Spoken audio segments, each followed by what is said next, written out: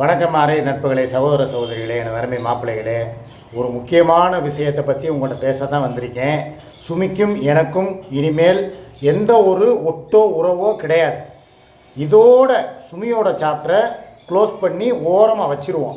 ஏன்னா சுமியோடைய பேச்சுக்கள் ரொம்ப ரொம்ப ரொம்ப ரொம்ப மோசமாகவும், கனவேங்கிற ஒரு மரியாதையே இல்லாமையும், எவனோ ஒருத்தன் எங்கேயோ கிடக்கிறவனுக்காக உருகி உருகி உருகி உருகி வீடியோ போட்டு வச்சுருக்கா. ரெண்டாவது, அதில் நிறைய விஷயங்கள் என்னையை பற்றியும் சூர்யாவை பற்றியும் அவதூறு பேசி வச்சுருக்கா. அதாவது நடக்கிற விஷயத்த சொன்னால் பரவாயில்ல, நடக்காத விஷயத்த நடந்த மாதிரி இவ பேசுனது எனக்கு காலையிலே ஆத்திரத்தை கிளப்பி விட்டுருச்சு. அவளை கெட்ட வார்த்தையில் கிழிக்க போகிறேன். இங்கே பாருங்க, ஒன்றுமே இல்லை, நீங்கள் என்னை குற்றம் சொல்கிறீங்களே, நான் பொண்டாட்டின்னு இருக்கேன். சரி, எங்கே இருந்தாலும் அவள் பாவம் அலைகிறாளே, பாவம் அவள் பைத்தியக்காரி மாதிரி ரோட்டில் சுற்றுறாளே அப்படின்னு பார்க்க நான் இறக்கப்படுறேன். ஆனால் இந்த எச்சக்கலை நாய் என்ன பண்ணி வச்சுருக்குன்னு இங்கே கேளுங்களேன். இங்கே பாருங்க, நான் உண்மையா இருந்திருக்கேன். 9 மாதமாக யாருக்கு சுகைவர் கூட நான் உண்மையாக வாழ்ந்திருக்கின்றேன். வாழ்ந்திருக்காங்க, தூரத்துல இருந்தாலும். ஆமா தெரியும். ஓகேவா? இது ஒரு பக்கம் இருக்கட்டும். இந்த போட்டோ மேட்டருக்கு வருவோம். இதை நான் போட்டோ மேட்டர் சொல்லுவா பாருங்க, மொத்த அவளை பாருங்க. இப்போ பப்ளிக்ல சொல்ற மாதிரி ஆயிப்போச்சு. பரவாயில்ல, என் உறவுகளுக்கு தெரியட்டும், என் உறவுகளுக்கு சொல்லு நிலைமை தெரியட்டும். நான் யாருக்கும் ஆண்டவன் அறிய யாருக்கும் அவுத்து காமிக்கவில்லை. சரி, ஓகேவா? நான் பர்சனலா என்னுடைய மொபைல்ல நான் வீடியோ எடுத்து வச்சிருக்கிறதும் போட்டோ எடுத்து வச்சிருக்கிறதும் அதுல இருக்கிறது. எப்படி உன்னோட மொபைலில் பர்சனலாக உன்னையவே நீ அவுத்து காட்டின மணிக்கு அமனக்கட்டையாக வீடியோ எடுத்து நீ வச்சுக்கிருவ. சரி, ரைட்டு, வச்சிருக்கனே வச்சுக்கிருவான். அடுத்த விஷயம் என்ன சொல்கிறான்னு கேளுங்களேன். ஓகேவா? இப்போ என் ஃபோனு ரிப்பேர் ஆகுது. ரிப்பேர் ஆகும்போது நான் சிக்கு பாய்கிட்ட கொடுக்குறேன். அவர் இவன் ஃபோனு ரிப்பேர் ஆகவும் இல்லை, இவன் என்கிட்ட கொடுக்கவும் கிடையாது, இவன் ஃபோனை நான் வாங்கவும் கிடையாது. ஃபோனு ஒரு ஃபோனை மாற்றிட்டு புது ஃபோன் வாங்கணும்டா. அதுக்காக அந்த ஃபோனில் உள்ளதை பூரா இப்போ நான் இருக்கேன். ஒரு ஃபோன் பஜாரில் போய் கொடுக்க போகிறேன்னா என் ஃபோனில் எந்த ஒரு அந்தரங்கமும் இருக்காது. யாருடைய ஆடியோவோ வீடியோவோ அந்தரங்க ஃபோட்டோக்களோ இல்லை எதுவுமே இருக்காது. இன்க்ளூடிவ் நானும் சூர்யாவும் இருக்கிற ஃபோட்டோக்களோ இல்லை நாங்கள் அதை எடுக்கவும் மாட்டோம். சில பேர் அதை ஒரு ஹேபிட் மாதிரி பண்ணுவாங்க. தன்னைத்தானே ஒருத்தவங்க கூட இருக்கும்போது அதை வீடியோ எடுக்கிறது, அதை செக்ஸாக எடுக்கிறது, அதை ஆபாசமாக அவங்களே பார்த்துக்கிறது, இதை நம்மளே கேள்விப்பட்டிருக்கோம் நிறையா. ஆனால் அந்த மாதிரி ஒரு எச்சக்கலத்தனமான வேலைகளை நான் பார்க்க மாட்டேன். ஏன்னா யாராக இருந்தாலும் குடும்பம் தான். இப்போ நானே என் மனைவி கூட இருக்கும்போதே இந்த வேலைகளெல்லாம் நான் பண்ண மாட்டேன். சூர்யா கூட இருக்கும்போது இந்த வேலைகளை நான் பண்ண மாட்டேன். நான் கரெக்டாக இருப்பேன், ஒழுக்கமாக இருப்பேன். ரெண்டாவது, இந்த மாதிரி தவறுகள் சில்லறத்தனமான வேலைகளை நான் பார்க்க மாட்டேன். எனக்கு அதில் ஐடியாவும் கிடையாது. இவன் எதுக்கு அதில் இவன் வீடியோ எடுத்து வச்சுருக்கேங்கிற ஒன்று. ரெண்டாவது, இவன் ஃபோனை ஒரே ஒரு தடவை தான் நான் வாங்கிட்டு போய் எக்ஸ்சேஞ்சு போட்டுட்டு புது ஃபோன் வாங்கி கொடுத்தேன். அந்த பழைய ஃபோனை எப்பயுமே நான் ஒரு ஃபோன் எக்ஸ்சேஞ்ச் பண்ணாலுமே உடனே என்ன பண்ணுவேன்னா அதை முதல்ல என் கண் பார்வை முன்னால் இது நான் சொல்கிறதெல்லாம் எங்கள் அம்மா மேலே சத்தியம் இதாக இருக்குது, என் பெத்த தாய் மேலே சத்தியமாக சொல்கிறேன். நான் சொல்கிறது இதில் 1% கூட பொய் கிடையாது. எங்கள் அம்மா மேலே சத்தியம், எங்கள் அம்மா தலை மேலே சத்தியம், ஏன் தலை மேலே சத்தியம். சரியா? ஒரு ஃபோனை ஒருத்தன், இப்போ எனக்கு தெரியாதா, ஒரு யூடியூபராக இருக்கிறேன், இவ்வளோ நாளாக பஜாரில் செல்ஃபோன் கொடுத்து வாங்குகிறேன். பழக்கத்தில் இருக்கிறவன் என்ன பண்ணுவேன், முதல்ல எக்ஸ்சேஞ்சு பண்ண ஃபோனை கொண்டு போய் கொடுத்தா நம்மளுடைய இமெயில் ஐடி, நம்மளுடைய அதில் இருக்கிற வாட்ஸ்அப்பு ஃபோட்டோக்கள் எல்லாத்தையுமே நம்ம கண்ணு முன்னால் ரீசெட் அடிக்க சொல்லுவோம். ரீசெட்டுன்னா என்னென்னா டோட்டலாக எல்லாத்தையுமே அழிச்சிடுறது. அதை அழிச்சிட்டா புது ஃபோன் மாதிரி அந்த ஃபோனு அவன் நம்மகிட்ட காட்டிடுவேன். சார் இங்கே பாருங்கள், உங்கள் செல்லில் இருந்த எல்லாத்தையுமே க்ளோஸ் பண்ணிட்டேன். ஏன்னா எங்களுடைய யூடியூப் சேனல் இருக்கும், அதில் வேறு எங்களுடைய பர்சனலான வாட்ஸ்அப் நம்பர் இருக்கும், கான்டாக்ட் நம்பர் இருக்கும். இது அடுத்த ஆளுக்கு ஷேர் ஆகிடக்கூடாதுங்கிறதுக்காக நான் மாத்திரம் கிடையாது, என்னைய மாதிரி ஏகப்பட்ட சகோதரர்கள், ஏகப்பட்ட மாப்பிள்ளைங்க, ஏகப்பட்ட லேடிஸாக இருக்கட்டும் ஜென்ஸாக இருக்கட்டும், யாராக இருந்தாலும் முதல்ல போய் எக்ஸ்சேஞ்சு பண்ணிவிட்டு புது ஃபோன் வாங்குறதா இருந்தால் அதை போய் முதல்ல ரீசெட் அடித்து தான் கொடுப்பாங்க. இது எனக்கு தெரியாதா? நான் என்ன கூமுட்டையா, இல்லை நான் படிக்காத முட்டாளா, இல்லை எனக்கு புத்தி இல்லையா, அறிவு இல்லையா? நான் எல்லாத்தையுமே என்கிட்ட ஒரு தடவை தான் ஃபோனை கொடுத்த விட்டோமே நான் எல்லாம் அழிச்சிட்டு ரீசெட் அடிச்சுட்டு தான் நான் எக்ஸ்சேஞ்சு போட்டு புது ஃபோனே வாங்கி கொடுத்தேன். அதுக்கப்புறம் இவளுக்கு எந்த ஃபோனுமே நான் வாங்கி கொடுக்கவும் கிடையாது. இவன் என்ன தெரியுமா இவன் சொல்கிறா, இப்படி ஒரு அபாண்டமான பழியை அவள் போடுறாளே. வந்த உடனே அவசரமாக வாங்கிட்டு போயிடுறாரு. இவ்வளோதான் மேட்ரு. போனோடனே அதில் ஒரு வீடியோ இருந்திருக்கும் போல்.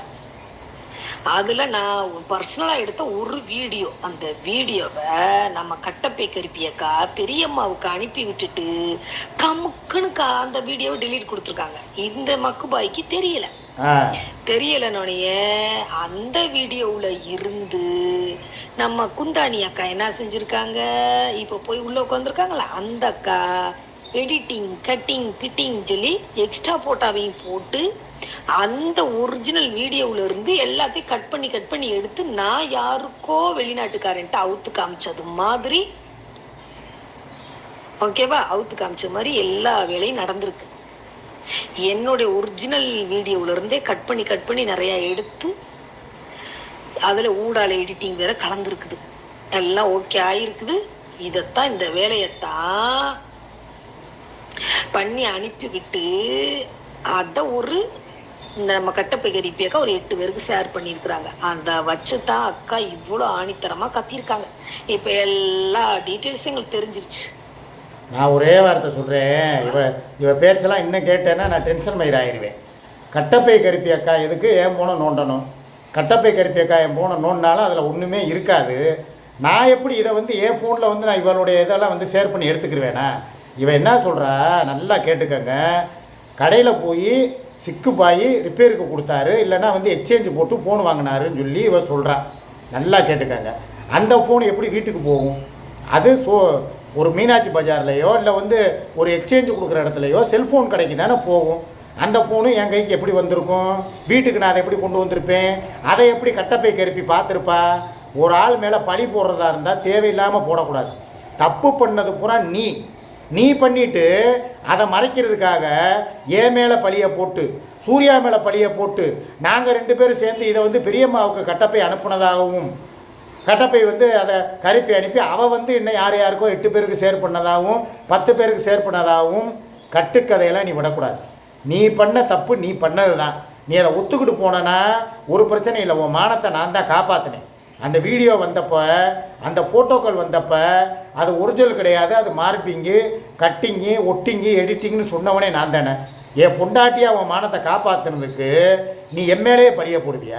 என் மேலேயும் பழிய போட்டு அவளை அந்த மாதிரி ஒரு வேலைத்தனை பண்ண நான் விட்டுருவேனா? செருப்பகலட்டி அடிக்க மாட்டேனா? என் குடும்ப மானத்தை, அதாவது மீடியாவில் உட்காந்துக்கிட்டு அவளை தினம் அவுத்து காட்டினவன் சொல்கிறதுக்கே அவளுக்கு எனக்கு ஒரு நாளைக்கு எவ்வளோ சண்டை வருதுங்கிறது எங்களுக்கு தெரியும். அவளை தேவையில்லாமல் என் பொண்டாட்டியை பேசாத, அவளை எதுக்கு அவதூறு பரப்புற, அவள் அந்த விஷயங்கள் மறைஞ்சு போனாலும் நீ எதுக்கு இன்னும் அதை யாவப்படுத்திக்கிட்டே இருக்குன்னு சொல்லி சூர்யாவை நான் கண்டிச்சுக்கிட்டு தான் இருக்கேன் இப்போ வரைக்கும். எங்களுக்கு அதனால தான் சண்டையே ஓடுது. அவள் என்ன சொல்கிறா, சூர்யா உண்மையிலே உன் பொண்டாட்டி ஊர் உலகத்துக்கு அவுத்து காட்டினவ. அவள் பல பேர்கிட்ட 10 பவுன் நகைக்காக ஏன் உன் ஆடியோ வரலையா? சுமிங்கிறவளுக்கு ஆடியோ 10 பவுன் நகை கொடு நான் உனக்கு காட்டுறேன் அப்படின்னு சொல்லி உன் ஆடியோ வரலையா?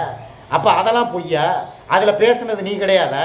கிராஃபிக்ஸா இல்லை ஏஐ தொழில்நுட்பமா? சரி, ஏதோ ஒன்று இருந்துட்டு போகுது. நான் ஒன்று என்ன சொல்கிறேன்னா, உன் மானத்தை காப்பாற்றினவனையே என் மானத்தை கப்பலேற்றக்கூடாது. இதில் நான் முழுக்க சூர்யா மேலே தப்பு சொல்லவே மாட்டேன். இப்போ வரைக்கும் என் பர்சனலில் வாட்ஸ்அப்பில் யாரோ எனக்கு ஃபோன் பண்ணுவாங்க, பேசுவாங்க, எனக்கு மெசேஜ் அனுப்புவாங்க, என் தங்கச்சி பிள்ளைங்க அனுப்புவாங்க, என் மாப்பிள்ளைங்க அனுப்புகிறாங்க. நான் ஒரே ஒரு தடவை தான் அவளை கண்டித்தேன். எப்பா, என்னுடைய வீடியோக்களையோ எனக்கு வாட்ஸ்அப்பில் வர்றதையோ பெர்சனலையோ நீ பார்க்கக்கூடாது, கேட்கக்கூடாது. பேடிஎம்மில் நீ ரூபாயை செக் பண்ணுறியா, நான் எவ்வளோ ஒரு நாளைக்கு செலவு பண்ணியிருக்கேன், என்னென்ன பண்ணுறேங்கிறத நீ பார்த்துக்க. அதுக்கு உனக்கு ரைட்ஸ் இருக்குது. ஆனால் தயவு செய்து வாட்ஸ்அப்பில் இதை நான் உன்னுடைய வாட்ஸ்அப்பை நான் நோண்டுறேன்னா இல்லை. அதே மாதிரி என்னுடைய வாட்ஸ்அப்பில் எது வேணாலும் வரும். என் தங்கச்சி பிள்ளைய உன்னைய பட்டனை போடுவாங்க, ஏனையவ கூட வாழ்கிறீங்க, உங்களுக்கு தான் அழகான குடும்பம் இருக்குல்லன்னு ஒரு 4 பேர் சொல்லுவாங்க. அண்ணே சூர்யாக்காவையே குடும்பப்படுத்துறீங்கன்னு ஒரு 4 பேர் சொல்லுவாங்க. 4 பேர் நல்லதும் சொல்லுவாங்க, 4 பேர் கெட்டதும் சொல்லுவாங்க. ரெண்டையுமே நான் அதில் வச்சுருப்பேன். இல்லை டெலீட் கொடுக்காம கூட இருக்கும். இதை பார்த்துட்டு உனக்கு எனக்கு சண்டை வர வேணாம். ஸோ அதே மாதிரி அவளுடைய பர்சனல் நம்பருக்கும் நிறைய வாட்ஸ்அப்பில் வரும். அக்கா, அந்த கிழவை கூட ஏன் வாழ்கிற, இந்த வயசானவன் உனக்கு எதுக்கு தேவையா, இந்த வியாதியஸ்தை உனக்கு எதுக்கு தேவையா, இவனை கலட்டி விடு, இவன் என்ன இருந்தாலும் கடைசியில் அவன் குடும்பம் பிள்ளை குட்டின்னு போயிடுவேன், நீ நடுத்தருவில் நிற்கணும் அப்படின்னு சொல்லி ஏகப்பட்ட பேர் எனக்கு தெரிஞ்சு சொல்கிறேன். கடவுள் மேலே நானே வாட்ஸ்அப்பில் நானே மெசேஜை காதால் கேட்டிருக்கேன். அப்போவே நான் சொல்லி ஒரு விட்ட குரூப்பையும் அழிக்க விட்டேன். இவளை உனக்கு வாட்ஸ்அப் குரூப்பு வேணான்னு சொல்லி ஏன்னு சொன்னேன். அதில் பல விஷயங்களை இவங்க ஷேர் பண்ணி எங்கேயோ ஒரு விஷயம் நடக்கும், அதை கொண்டு இவளுக்கு பட்டனை போட்டு விட்டு, இந்த பாரு எக்கா உன்னை அங்கே அதை பேசுகிறான், எக்கா இதை பேசுகிறான்னு சொல்லி இவளை பட்டனை போட்டு ஏற்றி விட்டாளுங்கிறதுக்காகத்தான் குரூப்பை அழித்தேன். அதுக்கப்புறம் இப்போ உனக்கு பெர்சனல் நம்பரை மாத்திரம் வச்சுக்க, ப்ரைவேட் நம்பர் அது வேணாம், பப்ளிக் நம்பர் வேணான்னு சொன்னவனும் நான் தான். ஆக மொத்தத்தில் அவள் விஷயத்தில் நான் தலையிட மாட்டேன், என் விஷயத்தில் அவள் தலையிட மாட்டான். 2 பேருமே அவங்கவுங்க பெர்சனலில் தலையிட மாட்டோம். ஆனால் இவன் எப்படி தெரியுமா, அந்த சுமிங்கிறவ அபாண்டமாக பழியை தூக்கி போடுற, எதுக்கு தேவையில்லாமல் என்னமோ நான் போனை கொண்டு போய் சூர்யா கிட்ட கொடுத்தா மாதிரியும், அதிலேருந்து எடுத்து வீடியோக்களை வந்து ஷேர் பண்ண மாதிரியும், அதை வச்சுக்கிட்டு இப்போ உன்னை வந்து எல்லோரும் நாரடிக்கிற மாதிரியும். தப்பு எங்கே ஆரம்பிக்குது? உன்கிட்ட ஆரம்பிக்குது. மடியில் கனம் இருந்தால் தான் வழியில் பயம் இருக்கும். நான் பல தடவை சொல்லுவேன், இப்போ நான் இருக்கேன், என்னுடைய புகைப்படங்கள் இருக்குது, என்னுடைய ஆபாச படங்கள் இருக்குது, என்னைய சூர்யா அதை வச்சுக்கிட்டு மிரட்டுறா, இதை வச்சுக்கிட்டு மிரட்டுறான்னு சொல்லி நான் மீடியாவுக்குள்ளே சொல்கிறேனே, ஏதாவது நடந்திருக்க? அது சும்மா உருட்டு, அது சும்மா வெறும் கண்டென்ட்டு. அவகிட்ட அப்படி ஒரு வீடியோ கிடையாது. நிறைய பேர் கேட்பீங்க, எதுக்குன்னா வந்து நீ சூர்யா விட்டு போகாமல் அவ கூடயே இருக்க, அப்போ உன்னுடைய புகைப்படம் ஏதோ இருக்கா, அதை வச்சு பிளாக்மெயில் பண்ணுறாளா? எதுவுமே கிடையாது. அப்படி ஒரு விஷயம் நடக்கவும் கிடையாது. அப்படி ஒரு நடக்கிறதுக்கு அனுமதியும் நான் கொடுக்கவும் மாட்டேன். அப்படி நடந்தால், என் காதுக்கு வந்தால், அடுத்த நிமிஷம் அவளை தூக்கி எறிஞ்சிட்டு ஓடுறி முதவன் ஊருக்குன்னு சொல்லி பற்றி விட்டுருவேன். திருப்பூருக்கு போடு, இல்லைன்னா இழுப்பூருக்கு ஓடுன்னு. அந்த அளவுக்கு அந்தரங்க விஷயத்தில் யாரையுமே யாருக்கிட்டையுமே நான் நாரடித்ததே கிடையாது. இதே எவ்வளவோ பேர் என்கிட்ட, எதுக்காக நீ வந்து சூர்யாவுக்கு இவ்வளோ தூரம் பண்ணுற, ஆனால் சுமியை வந்து ஏன் நீ இவ்வளோ தூரம் ஒதுக்கி வச்சுருக்க? அப்போ உனக்கும் சுமிக்கும் என்ன ஒரு பிரச்சனை? ஏதோ உங்களுக்குள்ள ஒரு ஆழமான ஒரு விஷயம் இருக்குது, என்னன்னு அதை சொல்லுங்கள். அந்த அந்தரங்கமான விஷயம் என்ன, ஓப்பனாக சொல்லுங்கன்னு சொல்லி எவ்வளவோ பெரிய வாயை பிடிங்கிருக்காங்க. என்கிட்ட வந்து நிறைய விஷயங்களை போட்டு வாங்கிறதுக்காகலாம் முயற்சி பண்ணியிருக்காங்க. நான் சொல்கிற ஒரே வார்த்தை, என் குடும்பத்தில் 1000 நடக்கும். குடும்பத்தில் பொண்டாட்டியை பற்றி புருஷன் போய் யாருக்கிட்டையும் பப்ளிக்கில் பேசினாலோ, புருஷன் போய் பொண்டாட்டியை பற்றி யாருக்கிட்டையும் அந்தரங்கமாக விஷயத்தை ஷேர் பண்ணாலோ, அவங்க 2 பேரும் புருஷன் பொண்டாட்டியே கிடையாது. அதுக்கு பேர் உறவும் கிடையாது. என்னை நம்பி எனக்காக கருகமணி போட்டவ, எனக்காக அவள் தாலியை வாங்கினவ, அவளுக்காக நான் 3 பிள்ளையை கொடுத்தவன், எனக்காக என் வம்சத்தை வளர்த்தவ, வாரிசை சுமந்தவன். அவளை அசிங்கப்படுத்துறதுல எனக்கு துளி கூட விருப்பம் கிடையாது. எங்களுடைய பர்சனல் எங்களோட போட்டோம் அப்படின்னு சொல்லி எவ்வளவோ எனது நெருங்கிய உறவுகள் யாருக்கிட்டேயுமே நான் வாயை திறந்தது கிடையாது, நான் மூச்சு விட்டது கிடையாது. ஆனால் இவ அப்படி கிடையாது. என்னையவே சித்தியை குளிக்கிறத எட்டி பார்த்தேன்னு சொன்னான். அதுக்கப்புறம் இன்னும் பழனி பரிமளாண்டா, அப்புறம் இன்னும் யார் கூட எனக்கு தொடர்புண்டா, ஏகப்பட்ட விஷயம் சொன்னான். இது வரைக்கும் நான் என் பொண்டாட்டி மானத்தை கப்பல் ஏற்றிருக்கேன்னா, சூர்யாவே என் கூட இருக்கிறவ எத்தனையோ நாள், என்னதான் உங்களுக்குள்ள பிரச்சனை, எவ்வளவோ நாள் சரக்கு அடிச்சிருப்போம், எவ்வளவோ போதையில் இருந்திருப்பேன், எவ்வளவோ அவளுக்கு மேலே நானும் குடித்தவன் தான், போதையில் மிதந்தவன் தான், சுயநினைவு இழந்தவன் தான். எப்படி இருந்தாலும் ஒரு பெர்சனல்னு வரும்போது சூர்யாவே என்கிட்ட பல நாள் போதையில் என்ன நடந்துச்சு உங்கள் குடும்பத்துக்குள்ளே, யார் அந்த ஆனந்து, யார் அந்த ரிப்பாயி, யார் அந்த சபி, இதுக்கு முன்னால் நீங்கள் எங்கெங்கே இருந்தீங்க, எத்தனை வீடு மாறினீங்க, ஏகப்பட்ட விஷயங்கள் இவன் என்கிட்ட கேட்டிருக்கா. நான் என்னைக்காவது என் வாயை திறந்து ஏதாவது பேசியிருப்பேனா? என் கூட இருக்கிறவ 6 வருஷமாக கூட இருக்கிறவள்கிட்டையே ஒரு நாள் கூட சுமியை பற்றி தப்பான வார்த்தை சொன்னேன்னா, உண்மையிலே சொல்கிறேன், எங்கள் அம்மா மேலே சத்தியமாக, என் குரான் மேலே ஆணையாக சொல்கிறேன், அந்த மாதிரி வார்த்தைகளை நான் யூஸ் பண்ணதே கிடையாது. அப்படி நான் சொல்லியிருந்தேன்னா அதுக்கு உண்டான தண்டனையை எனக்கு அந்த ஆண்டவன் கொடுப்பான், அந்த இயேசு கொடுப்பாரு, அந்த திருச்செந்தூர் முருகன் கொடுப்பான். உண்மையிலே சொல்கிறேன், நான் அந்தளவுக்கு என் குடும்ப மனத்தை நான் காப்பாற்றுருவேன். ஆனால் இவ ஒரே வார்த்தையில் நாக்கு மேலே பல்லு போட்டு செல்லை கொடுத்தானா, அது ரிப்பேர் ஆச்சா, நான் கொண்டு போய் வீட்டில் வச்சேன்னா, சரி ரிப்பேர் ஆகிற செல்லுலேருந்து எப்படிங்க வந்து ஒரு ஆளுக்கு ஒரு ஆள் ட்ரான்ஸ்ஃபர் பண்ண முடியும்? ரிப்பேர்னால் என்ன அர்த்தம்? ஒன்று செல்லு வந்து ஹேங் ஆகணும், இல்லையா டிஸ்பிளே போயிருக்கணும், இல்லையா எதுவுமே ஒர்க் ஆகாமல் இருக்கணும். 2வது, இவன் செல்லு ரிப்பேருக்கு கொடுக்குறவ சிம் கார்டை கலட்டிட்டு தானே கொடுப்பா, சிம்மோடையா கொடுப்பா. அப்போ அதில் வெறும் செல்லு தானே இருந்திருக்கும், அதிலேருந்து எப்படி இன்னொரு ஆளுக்கு ஷேர் பண்ண முடியும்? நல்லா யோசிங்க, நம்மளை எப்படி முட்டாளாக்குறான்னு பாருங்கள். என்னை எப்படி அபாண்டமாக பழி போட்டால் எனக்கு பிடிக்காது.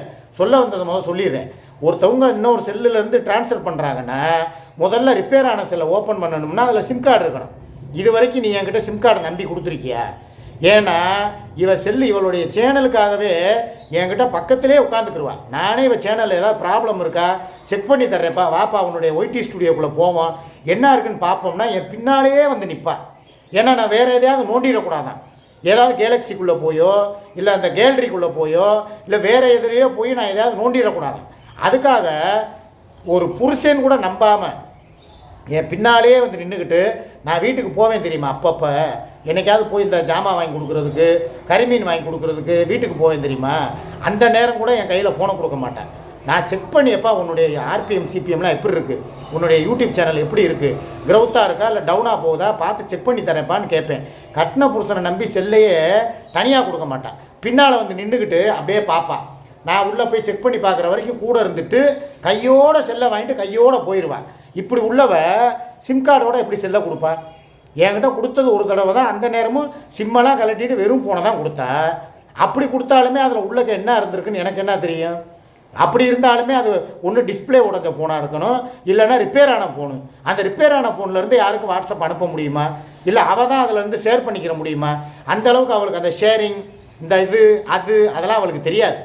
யாருக்கு? சூர்யாவுக்கு. அவள் ஒரு மங்காணி, அவள் ஒரு மங்குனி, 7வது படித்து பெயிலானவன். இவளுக்கு போய் வந்து இவள் சொல்கிறதெல்லாம் உலகம் நம்புமா? அபாண்டமான பழிகளை போடக்கூடாது. நான் வந்து உன் விஷயத்தில் எவ்வளவோ நல்லது பண்ணணும்னு நினைக்கிறேன். இப்போ கூட நீ ஊர் ஊராக தெருவா சுற்றுறதை பார்த்துட்டு ஒன்று எங்கள் அம்மா வீட்டில் உனக்கு ரெடி பண்ணி தர்றேன்ட்டு, இல்லையா பாத்திரம் மண்டம்லாம் இங்கே வாங்கி போடுறேன் இங்கே வந்து இருந்துருக்கேன், இல்லையா இன்னைக்கு கூட சொல்கிறேங்க, சூர்யாவோட பெருந்தன்மையான மனசை சொல்கிறேங்க, சத்தியமாக சொல்கிறேன், என் தாய் மேலே ஆணையாக சொல்கிறேன், என் மேலே சத்தியமாக சொல்கிறேன், என் பப்பு மேலே சத்தியமாக சொல்கிறேன். டே அவனும் எங்கிட்ட பாண்டிச்சேரி அங்கிட்டுக்கிட்டு சுற்றிக்கிட்டு இருக்கா, சூர்யா சொன்னது அங்கிட்டுக்கிட்டு சுற்றிக்கிட்டு இருக்கா. நீ இங்கே உட்காந்துக்கிட்டு உன் வீட்டுக்கும் போக மாட்டேங்கிற. போய் உன் பேரனை பாரு, உன் பிள்ளைகளை பாரு, அங்கே கூட இருந்துட்டு அவங்களுக்கு சமைச்சு கொடுத்துட்டு. சத்தியமாக இன்னைக்கு காலையில் சொன்ன வார்த்தை இப்போ கூட வெறும் வயிறு, என்ன சாப்பிடக்கூட இல்லை, வெறும் வயிற்றில் சொல்கிறேன். உன் பிள்ளைகளோட இரு, உன் பேரணிகளோட இரு. உனக்கு தான் சமைக்க தெரியும்ல, நான் சமைச்சு கொடுத்தா கூட ஏதாவது பயந்துருவாங்க, ஏதாவது பாயசனை வச்சு விட்ருவா, பாயாசத்தை வச்சு விட்ருவா அப்படின்னு சொல்லி பயப்படுவாங்க. நான் சமைச்சு கொடுத்த சோத்தை கூட திங்கிறதுக்கு அருவறுப்பு படுவாங்க, இல்லைன்னா சந்தேகப்படுவாங்க சோத்தில் ஏதாவது கலந்து விட்டாலோ அப்படின்னு. அதனால் நீயே ஒரு கறி மீன் ஏதாவது ஒன்று வாங்கிட்டு போய் உன் பேரனுக்கும் உன் பிள்ளைகளுக்கும் செஞ்சு கொடுத்து சாப்பிட்டுட்டு சாயங்காலம் 6 to 7 லைவ் போட்டு முடிச்சுட்டு 7 மணிக்கு மேலே கூட கிளம்பி வா. அது கூட வேணாம், நான் 9 மணி லைவை முடிச்சுட்டு 10 மணிக்கு லைவ் போடுறது கூட நீ வா. அது வரைக்கும் இரு. அவன் என்கிட்ட போயிட்டா, வர்ற வரைக்கும் நீ போய் உன் வீட்டை பாரு, நீனே உன் பிள்ளைகளை அனாதையாக விட்டுறாதரா அப்படின்னு சொல்லி பெருந்தன்மையான மனசோட சொன்ன அவ எங்க நீ உட்காந்துக்கிட்டு மீடியாக்குள்ளே உட்காந்துக்கிட்டு கருப்பி ஷேர் பண்ணியிருப்பா. 8 பேர்த்துக்கு அனுப்பிட்டா, 10 பேர்த்துக்கு அனுப்பிட்டா, பெரியம்மாக்கிட்ட அனுப்பிட்டா, சின்னம்மாக்கிட்ட அனுப்பிட்டா. நான் கேட்குறேன், அவள் அனுப்புனானே வச்சுக்க, அவள் அனுப்பலைங்கிறது எனக்கு தெரியும். அந்தளவுக்கு அவுத்து காட்டினது யார்? நான் கேட்பேனா கேட்க மாட்டேனா? உனக்கு ஒரு மரியாதை கொடுக்குறேன்னா அந்த மரியாதையை காப்பாற்றணும். சும்மா தேவையில்லாமல் இன்னொருத்தவங்க மேலே பழிய போடுறது, என்னையே தேவையில்லாமல் அவதூறு பரப்புறது, மீடியாவுக்குள்ளே தான் வரமாட்டேன்டில, அதோட மூடிக்கிட்டு போக வேண்டியது தானே. எதுக்கு சும்மா சும்மா சும்மா உட்காந்துக்கிட்டு கம்யூனிட்டி போஸ்ட்டு, இதோட கடைசி கம்யூனிட்டி போஸ்ட்டு, என்னவனுக்காக இதான் லாஸ்ட்டு, என் புடுக்கிக்காக இதான் கடைசி, என் நோனி மகனுக்காக இதான் லாஸ்ட்டு, என் தேமகனுக்காக இதான் லாஸ்ட்டு. என்ன அவன் யார் உனக்கு? அதனால தான் நீ இப்போ கெட்டு குட்டிச்சவராகி சீரழிஞ்சு இப்படி தெருவா ஊராக நாடாக சுற்றிக்கிட்டு தெரியுற, ஸ்டேட் விட்டு ஸ்டேட்டு. மெண்டல் நாயை உனக்கெல்லாம் அறிவு இல்லையா? சோறு தானே திங்கிறியா, சோத்தை விட்டு வேற என்ன கழுத்தை லத்தி எதுவும் திங்கிறியா? ஒருத்தனால வாழ்க்கை சீரழிஞ்சு போய் இப்படி தெருவா ஏன் என் மையன் உன்னை அடிக்கிறியா?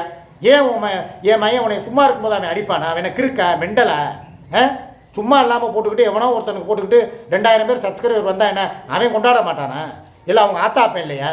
அவங்க கேக்கு வெட்டுட்டு வெட்டாமல் போட்டோம், அவன் நாசமாக போனான். உனக்கு என்னடி? நீ போய் வெட்டி தொலை, தனியாக கூட போய் லைவை போட்டு ஒரு கேக்கை வச்சு வெட்டு. உன்னை யார் வேணாண்டா? எதுக்கு என் பேரனை கூட்டு போகிற? புட்டுங்கிறதுக்கா கூட்டு போகிற? அப்போ அவனுக்கு 4 பேர் சொல்லுவாங்கல்ல, யாருக்கிட்ட காது ஊத்துற? நீ என்னமோ நல்லவ மாதிரி உட்காந்துக்கிட்டு அப்படியே சரி நானும் உனக்கு இறக்கம் பார்த்தேன்ல, 4 பக்கம் அலைகிற. சரி பாவமாக இருக்குன்னு சொல்லி பார்த்தா செய்கிற தப்பை பூரா நீ பண்ணிவிட்டு எவனோ ஒரு எச்சக்கலைக்காக எல்லாருமேலேயும் பழியை போட்டுக்கிட்டு இருப்பியா? ஏண்டி நான் கேட்குறேன். நான் சொன்னால் உன் பேச்சை எடுக்காத மாதிரி இருக்கிறதுக்கு எல்லோரும் ரெடியாக இருக்காங்க. நான் யாரை சொல்கிறேங்கிறது அவங்களுக்கு தெரியும். ஏமா குடுமா ஏதோ அவளுக்கும் ஆதரவு இல்லை, நானே உனக்கு ஆதரவு கொடுத்தவன் தானே. எத்தனை வீடியோக்களில் ஏய் சும்மா இருங்கடா எவன்டாமே ஆளை பாரு, இருங்க வர்றேன், எத்தனையோ பேர்கிட்ட ஏய் சொல்லிக்கிட்டே இருக்கேன், கடுப்பு மயிரை காட்டிக்கிட்டு வாய முறா அடம். நான் வர்றேன்டா உன்னைய இரு, வீடியோ முடிச்சுட்டு வந்து உன்னை கிழிக்கிறேன், வீடியோ முடிச்சுட்டு வந்து கிழிக்கிறேன் இரு. இன்னைக்கு நீ செத்த நீ வா.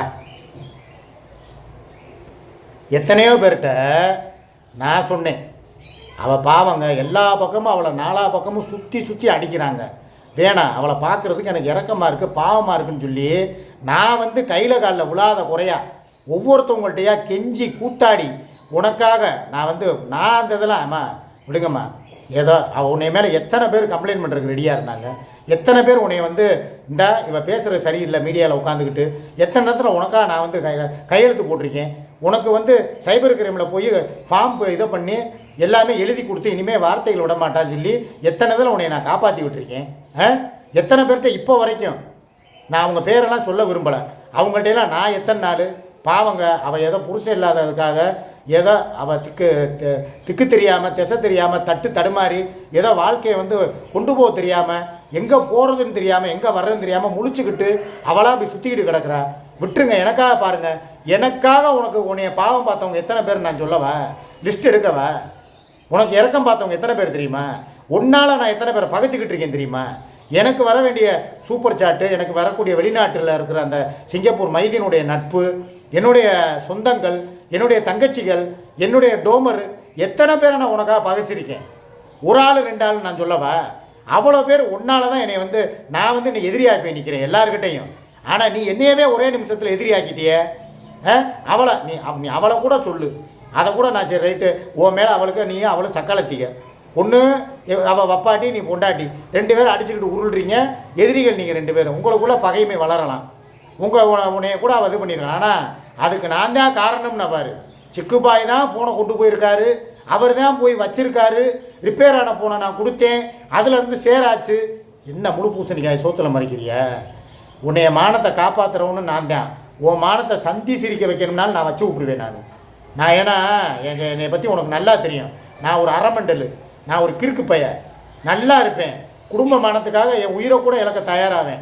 என் மான காற்றுல பிறந்தாலும் போய் தொலைதுன்னு விட்டுருவேன். ஆனால் என் மேலேயே ஒரு பழைய தூக்கி போட்டால் நான் பொல்லாதவனாக மாறுவேன். என்னை நீ பற்றி உனக்கு நல்லா தெரியும். எதனால் நம்ம பிரிஞ்சோம், ஏன் இத்தனை வருஷம் வாழ்ந்த வாழ்க்கையை உதறி தள்ளிட்டு நான் இன்னொருத்தையை என்னதான் கொடுமைப்படுத்துகிறாலும் அவள் கூட நான் வாழ்ந்துக்கிட்டு இருக்கேங்கிறது உனக்கு நல்லா தெரியும். நான் பல தடவை சொல்லியிருக்கேன், என்கிட்ட அன்பு வைக்கிற வரைக்கும் அன்பை தாண்டி நீ விட்டு போயிட்டேன்னா நீ கண்காணாத தூரத்துக்கு நான் போயிடுவேன். நீயே அன்பை தேடி வந்தாலும் உங்ககிட்ட நான் வரமாட்டேன். நீ அப்புறமா அன்பை ஏங்கி பிரயோஜனம் இல்லை, அன்புக்காக ஏங்கி பிரயோஜனம் இல்லை. அந்த நேரம் நான் உன் கூட இருக்க மாட்டேன்னு சொன்னேன்னா அதுபடி இப்போ நடந்துக்கிட்டு இருக்க.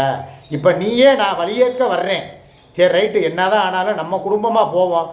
என் பொண்டாட்டி, என் பிள்ளைங்க, சரி எத்தனை நாளைக்கு தான் இப்படியே நம்ம வாழ்க்கையை ஓட்ட முடியும்? நம்மளுக்கு வயசாகிக்கிட்டு போகுது, உடம்பெல்லாம் வியாதி. இந்த பக்கமும் இவளும் சில விஷயங்களில் நம்மளை கடுப்பேற்றுற மாதிரி பண்ணுறா.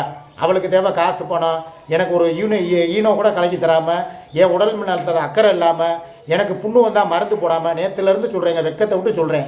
இந்த கட்டிக்கு நானே மருந்து போட்டு நானே மாத்திரை மெடிக்கலை வாங்கி நானே சாப்பிட்டு இன்னைக்கு காலையில் அந்த கட்டி உடஞ்சிருச்சு.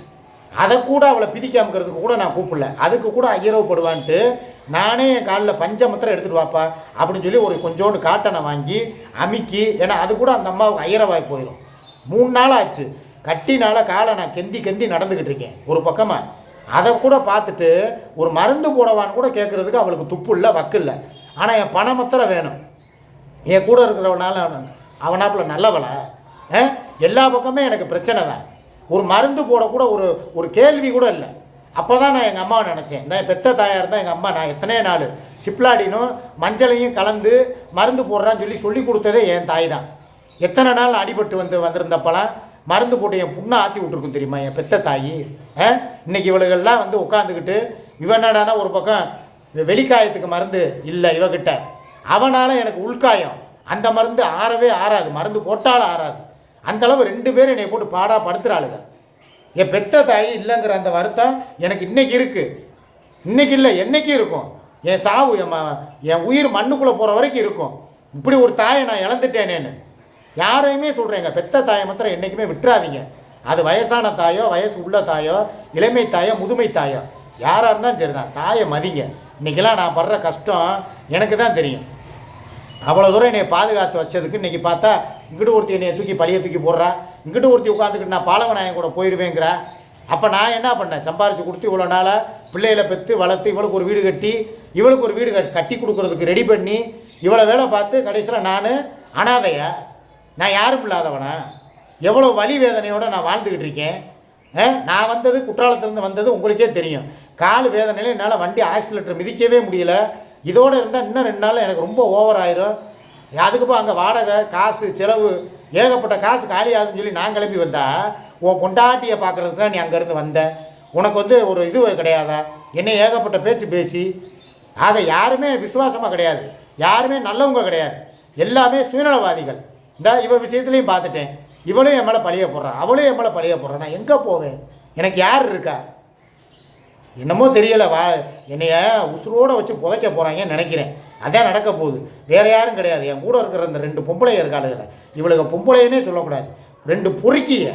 இவ்வளவுனால தாங்க என் உசுரே போகுது. உண்மையிலே சொல்கிறேன், ரொம்ப கேவலமாக இருக்குங்க.